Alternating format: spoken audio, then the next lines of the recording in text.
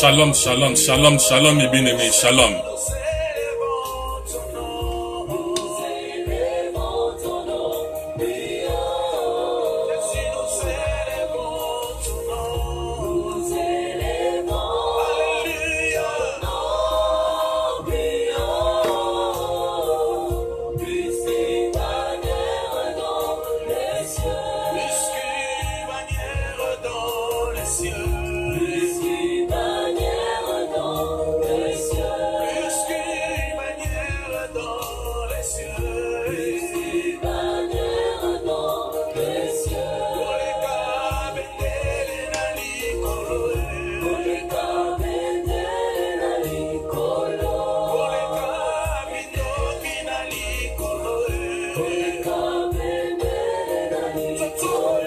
Shalom mes bien-aimés.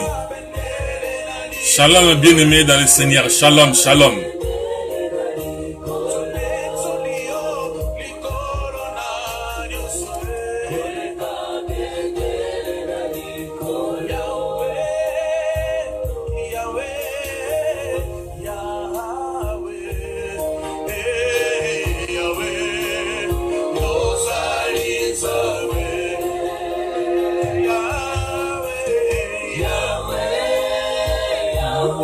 Shalom, shalom, shalom, shalom.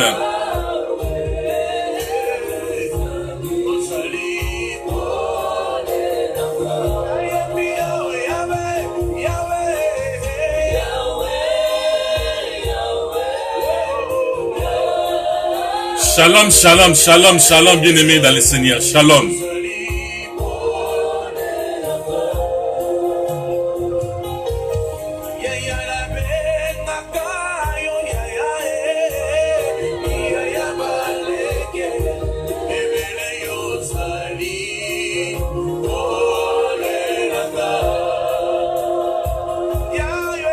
Shalom, shalom, shalom. Bien-aimés dans le Seigneur, shalom.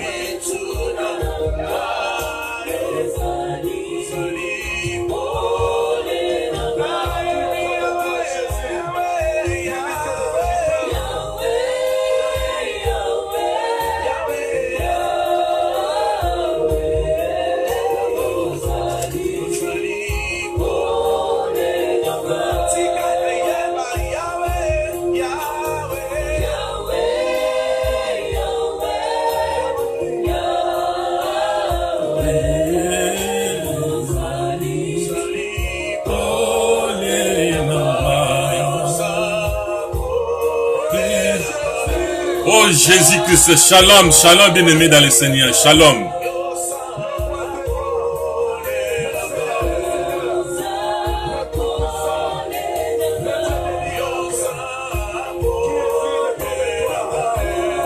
Shalom bien-aimé dans le Seigneur, shalom.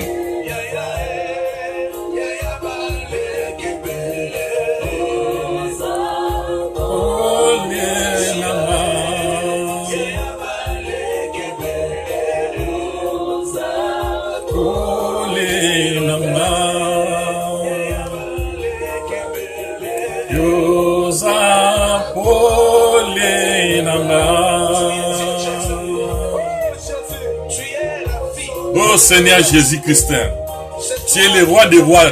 Oh Seigneur, alléluia, alléluia. Shalom, shalom, bien-aimé dans le Seigneur, shalom.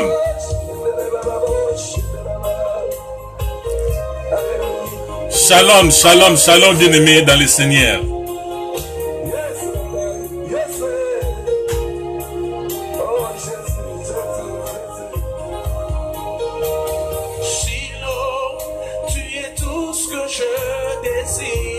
Alléluia, alléluia, alléluia, alléluia. Shalom, shalom, shalom.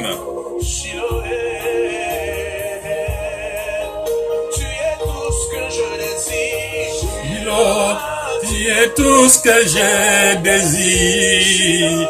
Shiloé, Shiloé.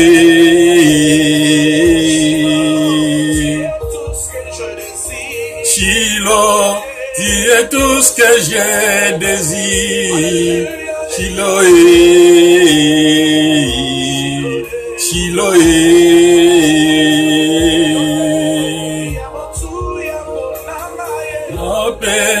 na motu yana. Alléluia, alléluia, alléluia, alléluia. Shalom, shalom, shalom. Shalom, bien-aimé dans le Seigneur, shalom.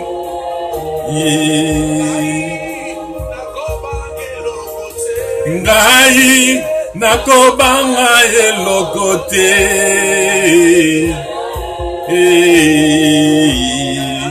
Ya ya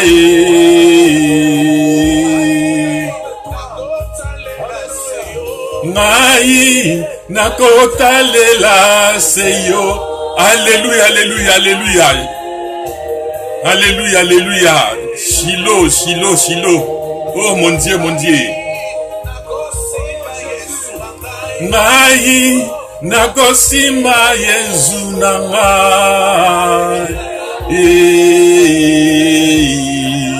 Ya ya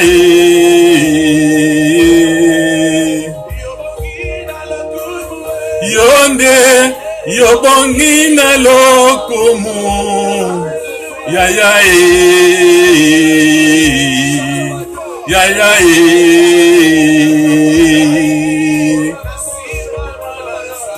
ngai nasimana na Nzambe. Ya ya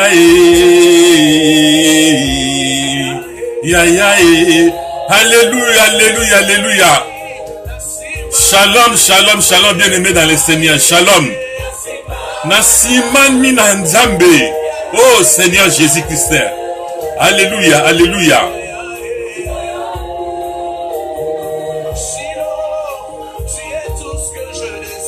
Shiloh, tu es tout ce que je désire. Shiloh, Shiloh,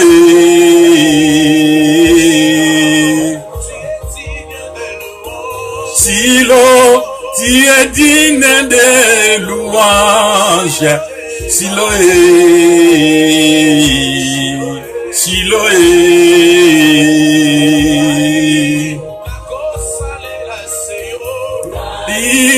nakosalela seyo.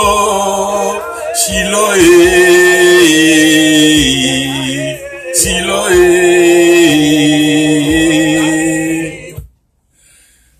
Alléluia, alléluia, alléluia. Bien-aimé dans le Seigneur. Shalom, shalom, shalom, shalom. Les amis comme dimanche. N'ayez pas de ça la moi exhortation muké ya on est édifié bino na kata ma famille na bino iska bovandi bozola ndanga siko en live. Les ali dimanche. Les amis kolo auto zara toujours na rendez-vous na Seigneur Jésus-Christ. Et aux amalams ba oyo ba kinaki église te ba qui tenter par qui disposer ba occupation zalaki na bango mais tant bo la ndangai en live et vous allez bien. Pourquoi? Parce que moi thème on a même le bino et ko édifier bino et ça va bien pe ko sunga bino na kati na mabota na bino. Alors na pesi bino mbote shalom shalom shalom shalom et bien-aimé dans le Seigneur. Na pesi bino mbote ska bova na kata mabota na bino. Alors, pour nous banda, tout semble la même qui pour le Seigneur Jésus à Zanabso et Longo. Tout semble la combo Ismasia. Merci Seigneur Jésus-Christ, nazong si maton de il keba santu. Nazong si maton de pa ina okuru Ismasia, au pesi so grâce na lèvre pour de tout ya et pa ina yo. Pour de tout ka oyo yo bombeli so pour na mokomalero Seigneur mon Dieu. Ya solo Seigneur Jésus-Christ, comme tu na lobaka tous les temps no kozaka ngai me maloba et utakande et pa ina yo. Si que de nas à la simple estimation pamba poete on a le baba na yoba mettre en misala Seigneur Jésus-Christ. Zana biso ne bandeli pe na suka présence nos à la carte na biso na ba o pe bazolanda biso Seigneur mon Dieu. Yo toucher mitema ba na yo. Poete o to ba pona mokomalelo Seigneur ba na yoba mettre en misala. Poete gloire pe le commission et pas na yo na. Kumisi monene no Seigneur mon Dieu. Merci Seigneur, merci Jésus-Christ. Gloire et louange à toi Seigneur Jésus-Christ de Nazareth. Amen, amen, amen, amen. Na remercier mingi nzambe na toni botondi po nzambe apesi so makasi pe apesi so soupe de vie po na tongo malelo tokutani lisusu na bino elongo ezali sango mingi na nde tomona po national elo po te mingi bazi soupe de vie na te na mokoma lelo bamso bakanaki bakoma mokoma lelo me bakomiti ezali ne ngolu bien aimé dans le Seigneur ke ndenge bozolanda ngai a life ezali wazarti. Alors lelo nazongi bino lisusu po te tosala mai exhortation ya moke na thème on a mimi bino pour na pokalelo sur la foi. Alors pour na robanda thème sur la foi tukutanga nanu na mukanda ya Bible na Jacques 1 à 6. Jacques 1 à 6, je vais lire dans le nom du Seigneur Jésus-Christ. Chapitre 1, verset 6. Mais quand il a demandé avec foi, sans douter, car celui qui doute est semblable à un flot de la mer, agité par le vent et poussé de côté à l'autre. Pour continuer de sous dans Apocalypse 10, Apocalypse 2 à 10.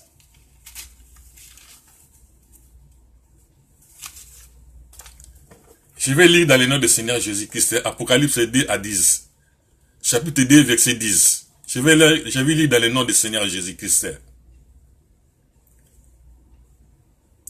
Ne craignez pas ce que tu vas souffrir.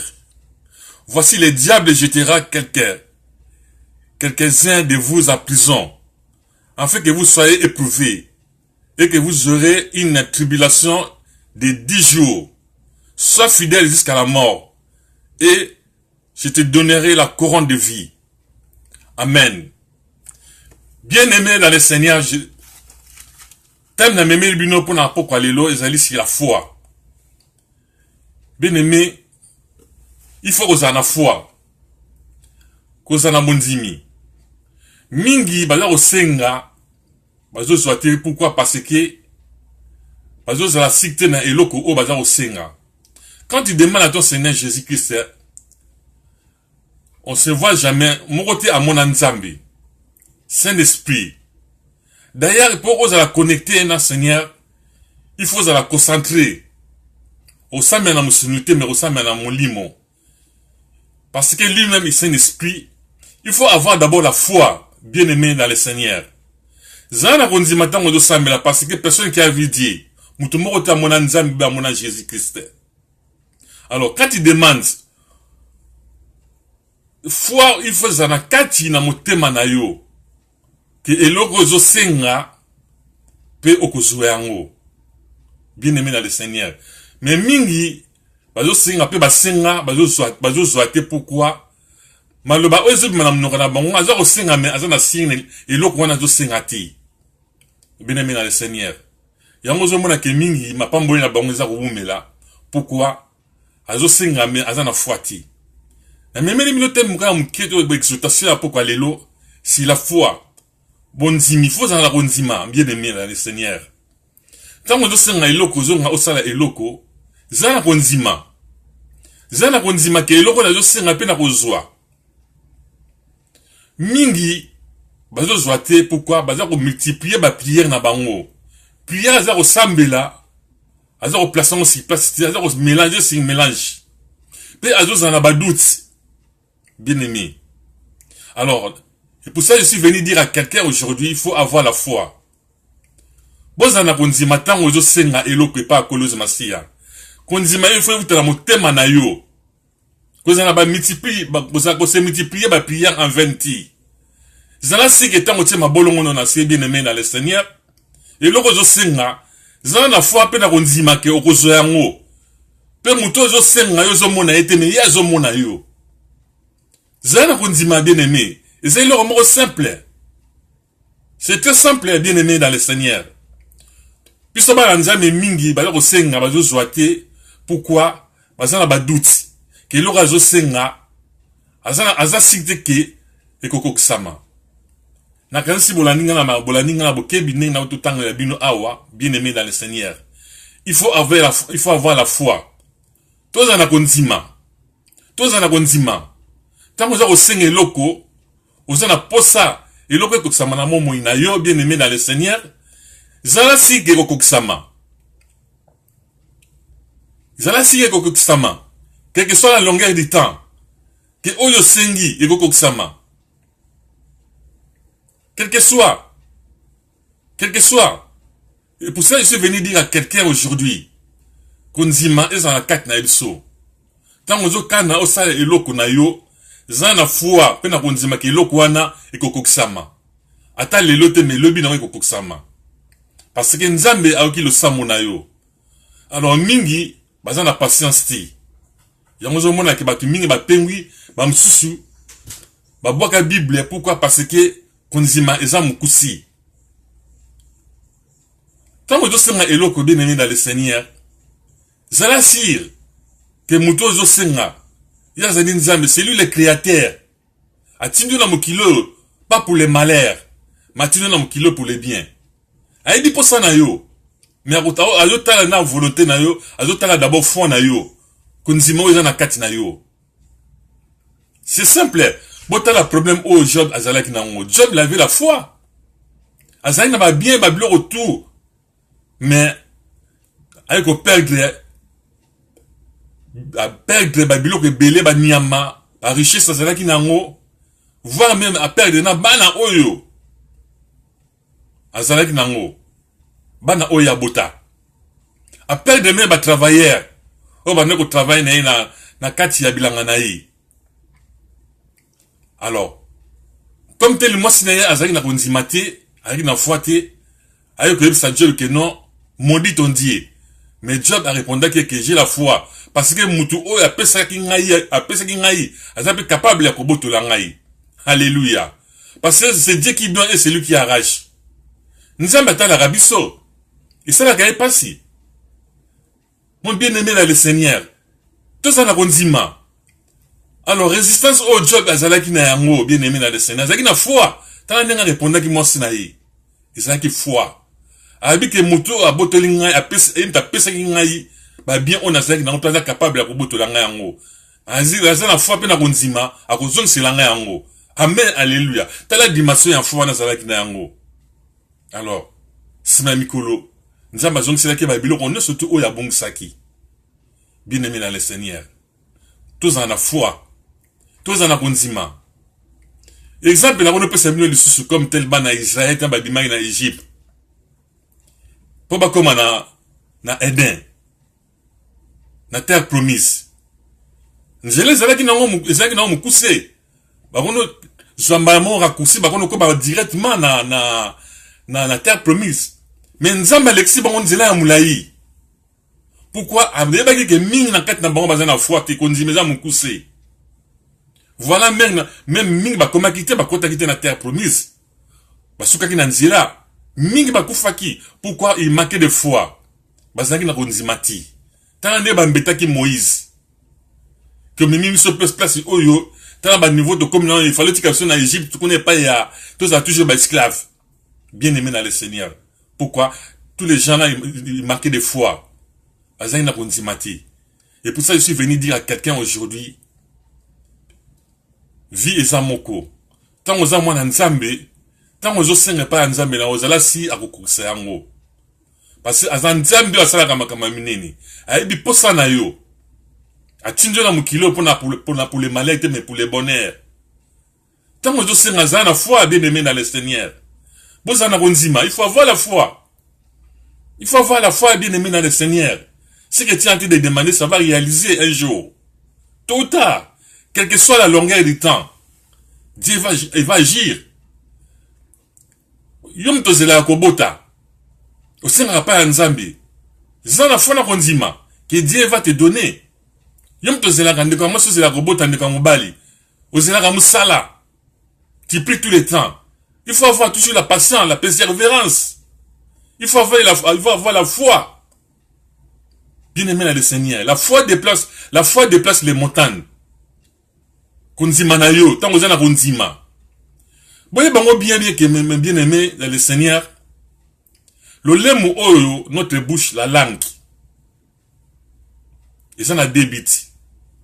Et me maka bonheur et me maka malheur. Le lemu ka to ça na yango. À travers le lemu pour qu'on boma, puis à travers le lemu qu'on bixa. Tout ça c'est à cause de la foi.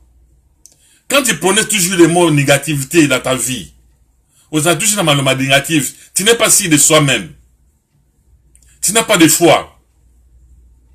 Mais tu auras toujours des problèmes dans ta vie. Bien-aimé dans le Seigneur. La langue. À double tranchant. Couteau de double tranchant. Ça mène à la mort et ça mène aussi à la vie. Le lémo. Quand vous avez proposé le positif dans ta vie, que non, moi, un jour, je serai comme ça. Je vais atteindre ma bite. Et ça va se réaliser parce que tu as la foi avec toi. À travers ta langue. À travers ce que tu es en train de prononcer dans ta bouche. Je vais être comme l'autre. Je vais faire comme ça dans ma vie. Je vais avoir des enfants. Je vais avoir du travail. Je vais voyager. Tout ça à travers de ta langue, à travers de ta bouche. Quand tu prononces la positive, et ça va se réaliser parce que tu as la foi avec toi. Bien-aimé dans le Seigneur. Le lémo. Mais quand tu prononces des mots négatifs, et ça va toujours se réaliser. Ce que tu prononces, la négativité, ça va rentrer dans ton esprit. Tu n'es pas sûr de soi-même. Mais ce n'est pas la peine. Bien-aimé dans le Seigneur. Et pour ça, je suis venu dire à quelqu'un aujourd'hui, quand tu es chrétien, l'enfant de Dieu, il faut avec la foi. La foi, c'est l'assurance. Il faut avoir la foi. L'assurance. Il faut avoir la persévérance. Que tôt ou tard, ça va se réaliser. Que moi, je vais atteindre le but. Je vais arriver à la destination. Alléluia. Dieu va me donner des enfants. Dieu va me donner, j'aurai des enfants dans ma vie. J'aurai du travail. J'aurai des promotions là où je travaille. Je vais voyager, je vais faire autant, telle chose. C'est à travers la foi, à travers ce que tu prononces dans ta bouche. Et ça va se réaliser. Mais malheur à celui qui doute dans ta vie, dans sa vie plutôt. Malheur à celui qui n'a pas de persévérance. Malheur à celui qui n'a pas de foi. Ils allaient pas se mingi. Bien-aimé dans le Seigneur. Il faut avoir la foi. Il faut avoir la foi dans la vie. Quand tu pries, tu demandes à ton Dieu. Soyez sûr et certain que Dieu te voit. Il te voit, il connaît ton problème et il va réaliser ce que tu demandes. Mais quand tu demandes, tu as des multiples paroles dans ta bouche, tu n'es même pas sûr de toi-même. Ce que tu demandes, tu n'es pas sûr de toi. Là, ce n'est pas la peine. Tu vois? Voilà ce que comme Job avait résisté. Il avait la foi. Il avait tout perdu. Il avait tout perdu. Mais comme sa femme n'avait pas la foi, il a dit à Job que non, maudit ton Dieu. Mais Job lui a répondu que non, je ne peux pas. Je connais mon Dieu. C'est lui qui me donne et c'est lui qui arrache. Et c'est normal. Et voilà maintenant la fin. Dieu lui a rendu tout. Pourquoi c'était la foi? Job avait la foi. Alors Job, il était un humain. Il est comme toi aussi, mes bien-aimés. Bien-aimés dans le Seigneur, c'est toi qui me regardes. Il faut avoir la foi. Ils ont dit, oyo senga, pe oyo senga. Kenzamba osaye nanga, pe osaye nangai. Tu vois, tu n'es pas mené une personne, quelqu'un ici sur la terre.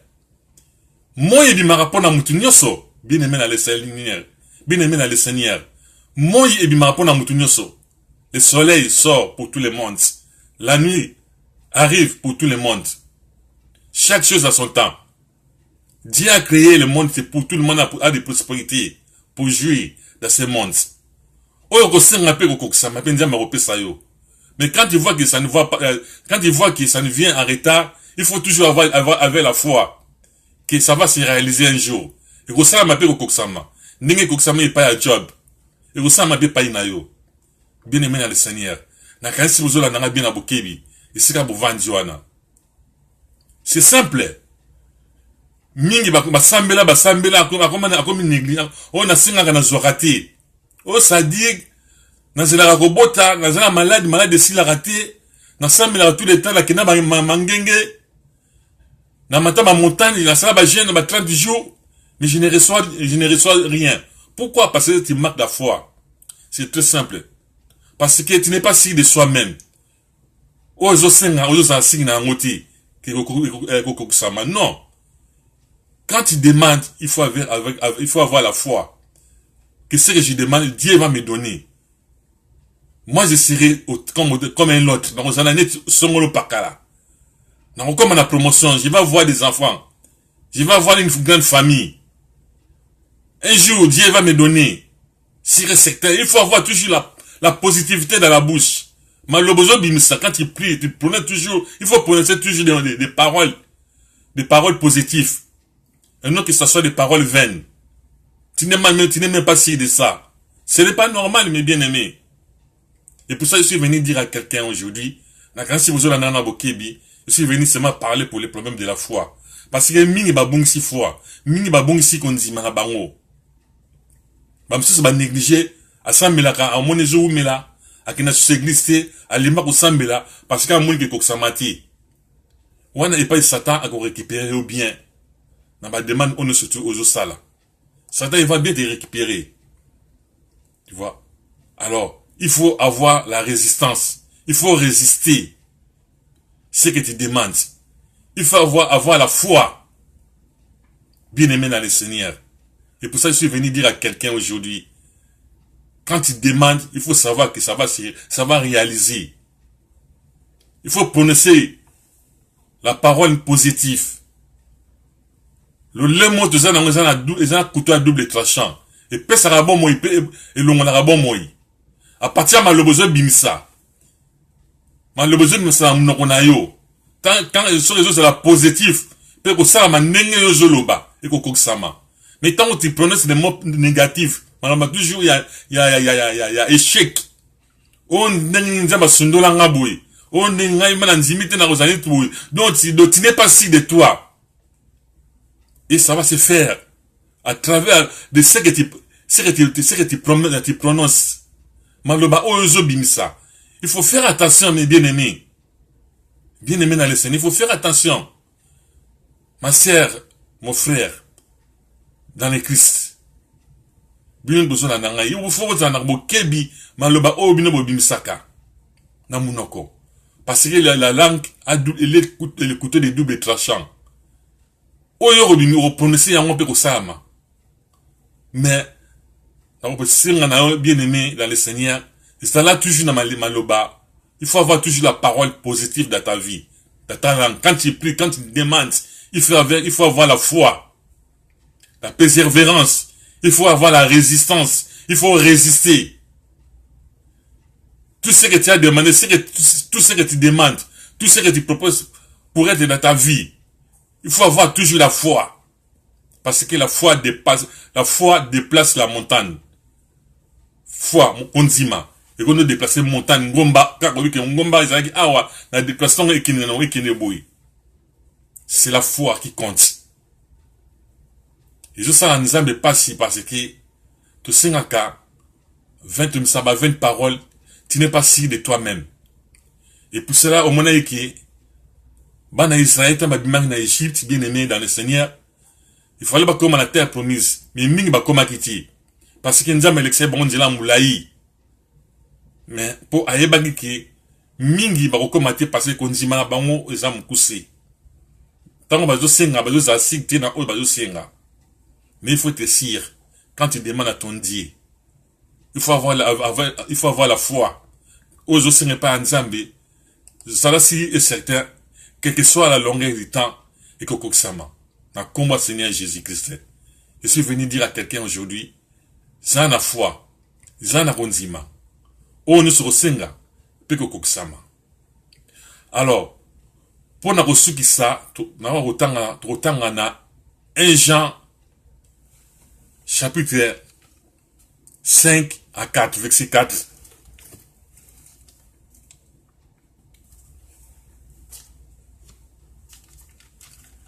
On va lire 1 Jean.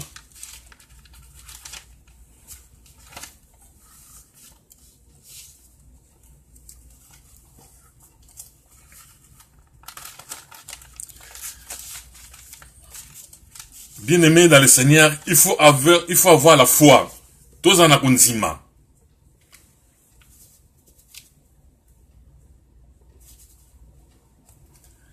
Un Jean à 4. Je vais lire dans le nom du Seigneur Jésus-Christ. Vous, petit enfant, vous vous êtes dédiés et vous les avez vaincus parce que celui qui est en vous est plus grand que celui qui est dans le monde. Oh, alléluia. Bien-aimé dans le Seigneur. Tu vois, Konzima. Parce que Oazana Katina yo, aleki Oazana Katina Mokili Oyo, à travers ton foi, Konzima na yo. Tu vois, bien-aimé dans le Seigneur. Ils allaient sengo Oyo, Bazana Bunzambi, na Katina Bango, yeba ke Ozo senga pe kozwa. Quel que soit, parce qu'il y a un réseau de mingi. Parce que mingi, bakanga ba on a kata ba prison. Ndenge, bakanga ki job. C'est Dieu qui avait laissé. Avec ça qui diable que non, saka na job non lingi. Mais aussi mamoli mon haïti. Tu vois? Alors, c'était par la résistance, par la foi que Job avait résisté. C'est comme toi, c'est comme moi. Satan a zora tu mingi na esclavage. Ba souffrance monsieur tout le monde na mukili oyo. Nza même tati karango. Pour ata la foi na yo atikeli Satan bi que non, saka na ye. Ata la konzima na yo. Au moment où nous souffrir d'obé la camarade de s'il a raté. Et s'il a raté, au sommet bakis de Melabakis de temps en temps. Bien aimé dans le Seigneur. Mais maladie de s'il a raté, maladie chronique. À partir de là, au Sambelaka, comme si on négligeait comme fanda. Pourquoi? Parce que, aux en a foiti. Bah, pas si monsieur c'est l'Arabiso. Nous avons même tati karango. Bien aimé dans le Seigneur.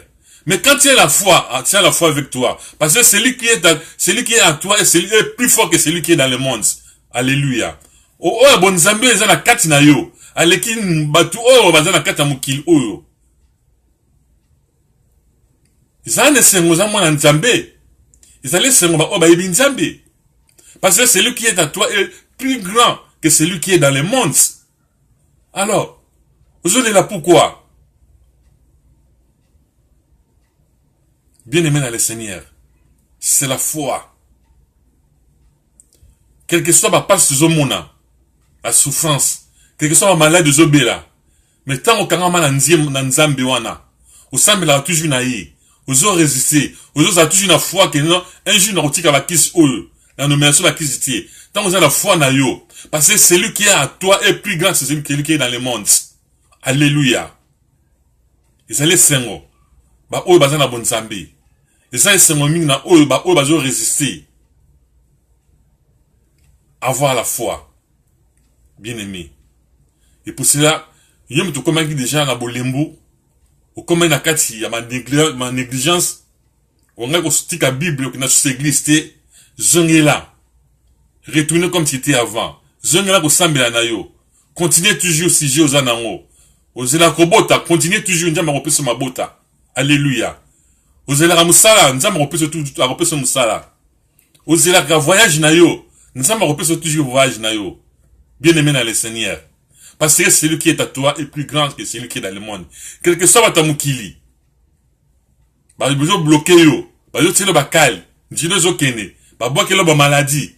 Bien aimé dans le Seigneur. Ton Dieu est là. Nzamina zali. Foi na yo. Ya mte besoin na kata maladie aux anango. Foi na yo. Ya mte opesa au voyage. Ndimo kaneko kende. Au voyager. Foi na yo konzima na yo. Ya ngonde. Eko comme ça yo. Et pas yo zo koma. Et qu'on lève yo, ou comme un niveau aux hommes au coma. Bien aimé dans le Seigneur. À travers la konzimana yo, résister au diable, il fera loin de vous. Résister au diable, il fera loin de vous. Bien aimé dans le Seigneur. Il faut avoir la foi. Zana en konzima. Zana kat la résistance. Et pour ça, je suis venu dire à quelqu'un aujourd'hui, celui qui est à toi est plus grand que celui qui est dans le monde. Nzamba zana kat na yo. Aebi problème na yo. Aebi posa na yo. Atine que l'homme kilo pour le malheur, non pour le malheur, mais pour les biens. Mais tant aux obéla, azota la yo, azota la résistance na yo. Tant au bela ka, azota la kolila na yo. Quel que soit le temps, quelle que soit la longueur du temps, mais tu serais guéri. Malade doit aussi là. à travers ton foi. À travers foi na yo, yo mtuluka ko bota. Ne commence ne kambali, nzamba kopesa roba mapasa, a kopesa même triplé. À travers la foi na yo. Zala tu n'as ta résistance, ngai na ozana bana, nzamba kopesa nga ko bota. Oh alléluia, parce que celui qui est à toi est plus grand que celui qui est dans le monde. Quelque soit ta mukiba, tu ba blocage. Et à côté il bota papa, ya maman, ya famille. Ils en a quartier, ba nuka quartier, ba blocage vina yo. Mais quand on na nzambe wana, zala tu n'as ta foi. Tu vas voir tôt ou tard. Moi il bimaka pona mutu nyonso. Moi il bimaka pona mutu nyonso. Lelo ya yo, lobi ya muninga, lobi ya muninga, lelo ozala ya yo. Et pour ça je suis venu dire à quelqu'un aujourd'hui, il faut avoir la foi. Moi il bimaka pona mutu nyonso tout. Quel que soit la longueur du temps. Moi ekobima. Abo moi na yo. Nzamba kopesa yo kobota. Nzamba kopesa yo libala. Nzamba kopesa yo musala. Nzamba ofunga ba porte ba voyage na yo. Bien aimé dans le Seigneur. Mais une seule chose, il faut avoir la foi et la persévérance. Résister au diable, il fera loin de toi. Il faut avoir la résistance. Il faut avoir la foi. Et pour ça, je suis venu dire à quelqu'un aujourd'hui. Pour y bien que le lemo, ils ont mêlé à double tâchant. De bien et du mal. Maloba oyo robimisa. Yangwana okobuka. Maloba oyo ruta na mnono yango okobuka. Sera pour nous ça maloba négativité na vie na yo yangwa pour récolter. Tant qu'on ça toujours foi dans le lem na yo que ngai na kozam sala, ngai na ko voyager, que ngai na comme la promotion, ngai na comme la moyen boui, na ko sala bu na kozana bana foyer kozala munene. Tant qu'on résister que ça na période de autres traverser la forêt de Baka, aux autres traverser na kata désert. Mais quand tu as toujours la foi, tu vas résister, comme Job. Comme Job avait résisté. Voilà jusqu'à la fin. Dieu lui avait rendu tout. Nous avons besoin de cela qui est bien mieux surtout. Job a récupéré Bana. Il a récupéré des enfants. A récupéré Babibouele. Il a travaillé, il a travaillé doublé. Il a travaillé comme doublé. Bien aimé dans le Seigneur. Il faut avoir la foi. Bozana konzima. Quand tu demandes à ton Dieu, il faut que savoir que ça va réaliser tôt ou tard. Quelle que soit la longueur du temps. Ata yeux temps moulaï. Kozela na yo. Yeux temps moulaï. Continue toujours ko sambela. Kangama toujours na nzambe wana. Aebio bien. Asa nzambe wasaka makama minene. Père osala makama minene ko kamsa batu. Po yem ta lokotaka na fulu pe atombolaka. Et loko ezanga tina a comme ça motina na miso bato. Alléluia. Et sengo ezana oyo bazana bonzambe ba yebi nzambe. Mais mawa ezana ba oyo batika nzambe eza passe. Wana ba pas sata a ko récupérer malamu. Et vous allez passer juillet lèvement et vous allez trop tard. Karama nzambe wana Dieu va faire quelque chose. Na succès wana na commonese masia na kanisi bolaninga na bokebi na ma exhortation na meme bino si la foi pona poka lelo sika bova na kata mabota na bino. Nzambe anza na kata na bino et vous allez soma malamu. On nous exhorter pona comme lelo bien aimé dans le Seigneur. Bon mettre en na msala et vous allez soma mingi pour être comme Nzambe ekumbama. Na tiki bino na kata mabota na bino nde tokutani mbala sima. Botika malam na commonese masia. Bye.